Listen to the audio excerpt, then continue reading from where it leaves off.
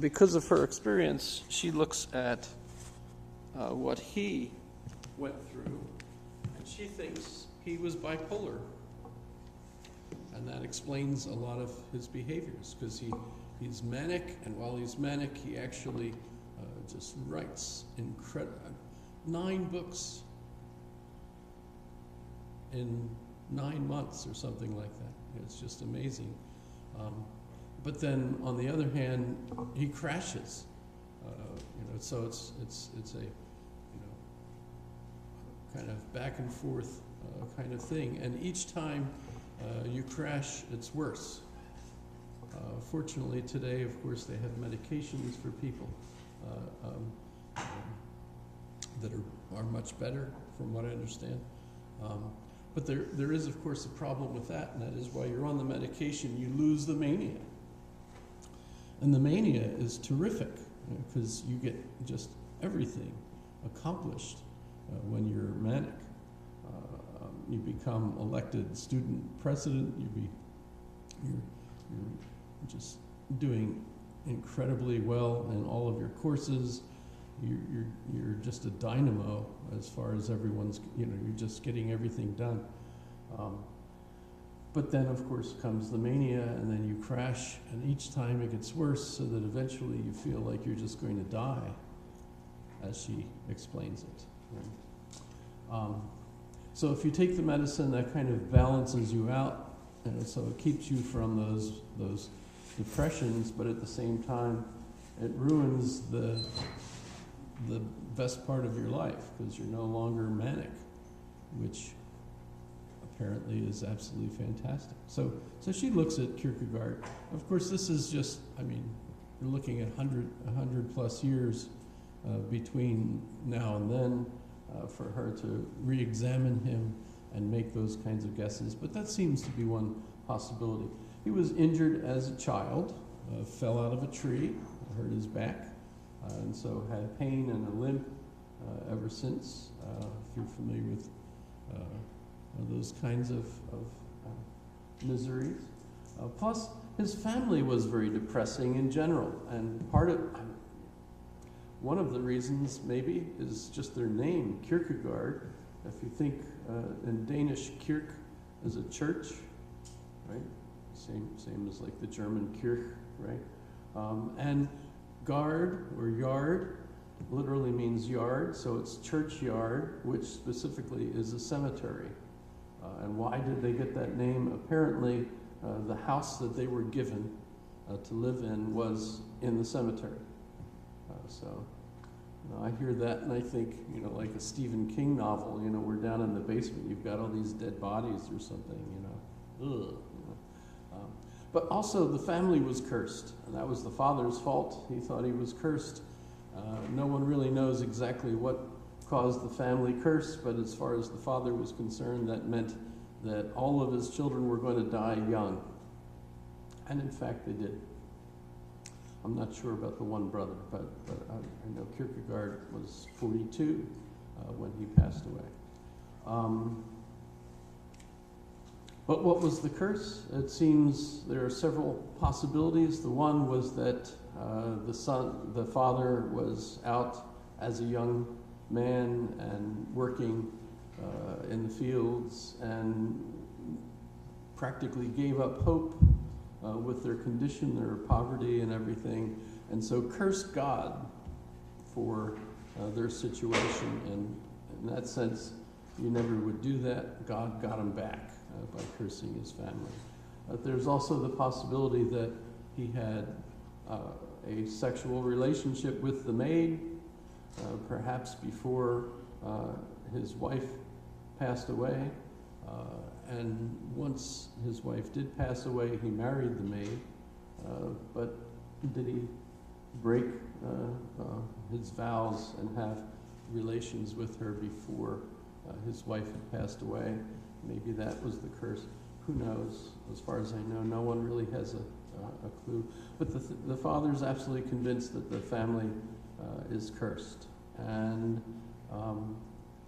the main result of that is that the children are all going to die young, and they do.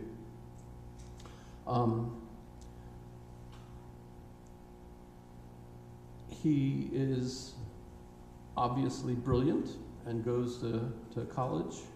And once he's finished in Denmark, he goes to Berlin. And I think I mentioned when I was talking about Marx that he ended up studying in Berlin at the exact same time that Karl Marx was, and that at least they were both together in the same class where Friedrich Schelling was teaching them about Hegel. And the odd thing about that is that both of them then rebelled against Hegel's system as they moved on to their own work, although they went in opposite directions. Marx criticizing the idea that there was any individuality at all, any free agency at all among people, and Kierkegaard criticizing the whole idea that there's this peer pressure, this class that forces you to think a certain way. As far as he's concerned, you're totally free. There's no social forces that make you do anything. Although part of his rebellion too, as a writer, is against becoming a part of the crowd. So you could probably look at nuances of how this works in his thought. As an existentialist, though, and he's considered to be the founder of existentialism, even though I think I mentioned that his teacher Schelling's philosophy was called existenz philosophy. It just strikes me as, why didn't they think Schelling was the inventor of existentialism? But for Kierkegaard, the stage that you would be in after you studied Hegel and you accept the modern view, considering Hegel as the modern view, it was the philosophy really of the day when he was a student. Schelling is really trying to rebel against it himself because he wants to be the philosopher of the day, and instead Hegel is the one that everyone looks to. Although Hegel had died, remember, before Schelling took over the position of the head of the university in Berlin. But if you think in terms that Hegel offers, Hegel certainly has a successful story for individuals that go through the historical process, evolve themselves through all the stages of consciousness to self-consciousness, and the various stages of self-consciousness that are laid out in the phenomenology of spirit, where as you mature, you go through various stages. These are logical stages that occur to you that develop naturally, and the argument that Hegel uses is they develop naturally because that was history. So history is the natural stages that mankind has evolved through, and you as an individual growing up in society grow up through those very same stages, reaching the stage that your society enables you to reach. So if you're living in Rome, you're only going to reach a stage that's essentially the Stoic stage. If you're living in medieval Europe, you're only going to reach the stage of essentially the Catholic monk stage. But if you're living in a Protestant society, you can reach the modern stage. And so you go through these various steps in evolving, essentially. And by the way, this is something we pretty much accept as the natural maturation of people today. As you mature yourself, you go through various stages. But once you get to this, the end stage for Hegel, now you're at the stage of revealed religion, but Protestant. And as a Protestant believer in Jesus, you're at the highest stage for Hegel, and that's what is also referred to as the last man, and you're in the perfect state, essentially. Now, there's arguments over this, of course, because it can be interpreted that Hegel thought that would be like the final stage. But what would that mean? Keep in mind that even contemporaries like Francis Fukuyama talk this way.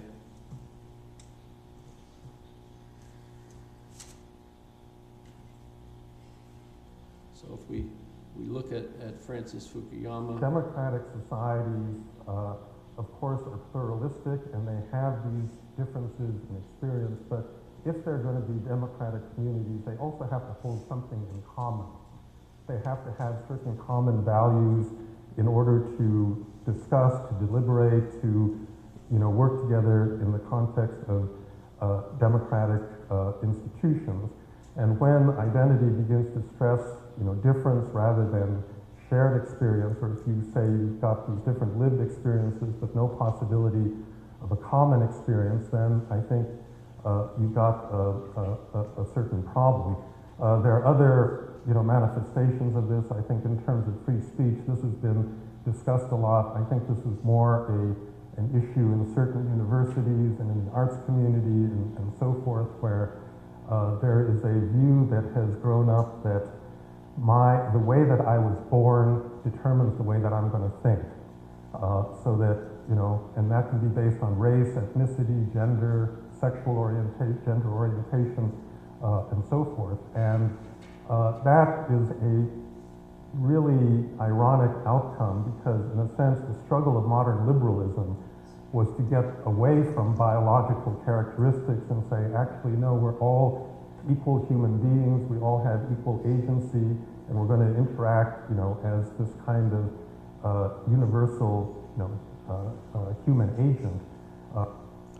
So you can see that what he's talking about is essentially this same issue, and it's a central issue in academic circles for us today.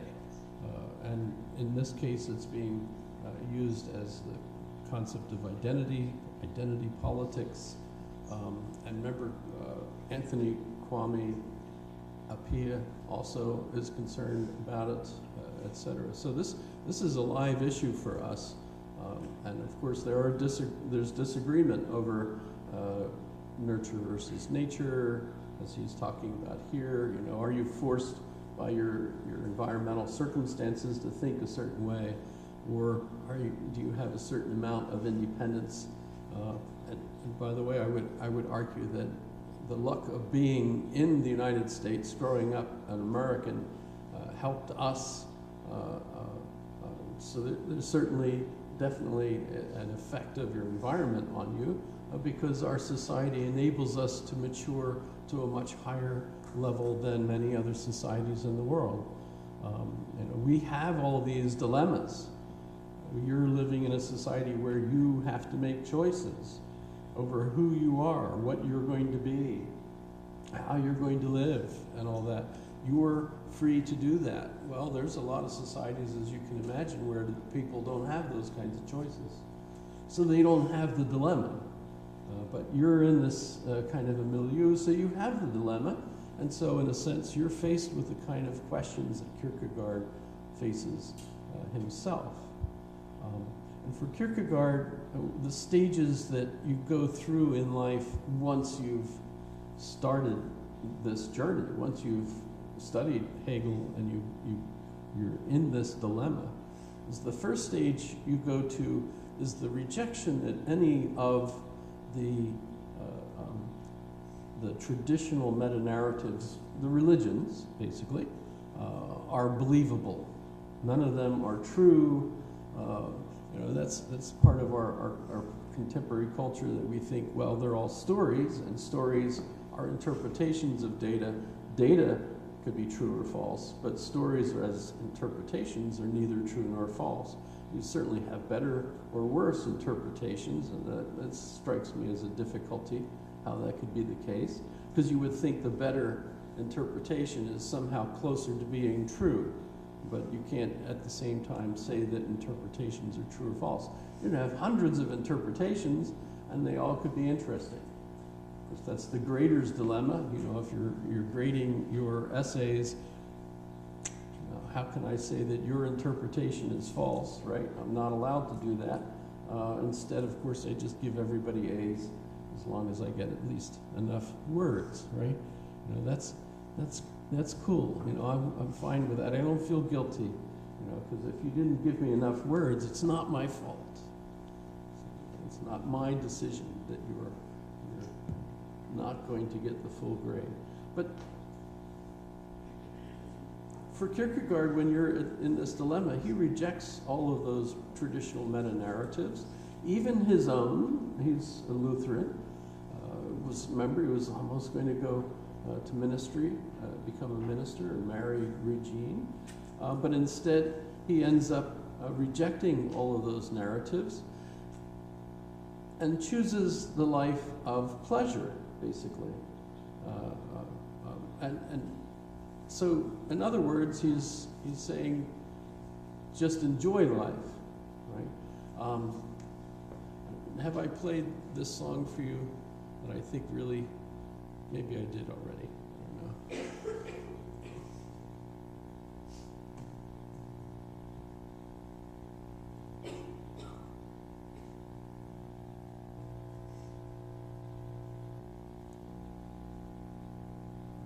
Will you donate just $1 for my presidential campaign? One of the ways for me to earn...